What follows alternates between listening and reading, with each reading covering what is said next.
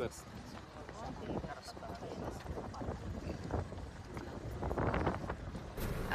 Talagang inaangkin nila na kanila itong bahagi ng karagatan natin. Pero consistently and confidently sinasagot ng Philippine Coast Guard at Armed Forces yung radio challenges na yun para sabihin na sa ilalim ng UN Convention on the Law of the Sea na signatory ang China at alinsunod dun sa 2016 Arbitral Award.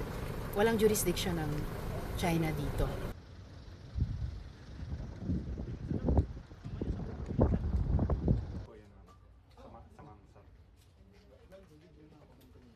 Yung farther away.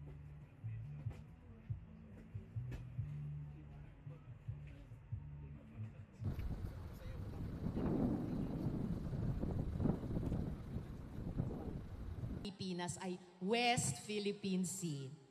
So sino pa ba ang pinaka may K na nauna na dito sa upang ihanda yung ating medical mission?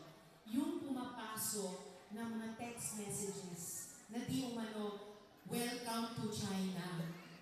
Kitang-kita po namin paglipad din dito. Talagang pinapakita natin sa buong mundo, sa kung sino man yung nakikilim na ang lugar na to, ang pag-asa ng bayan ng Kalayaan ay para sa Pilipino talaga, sa atin.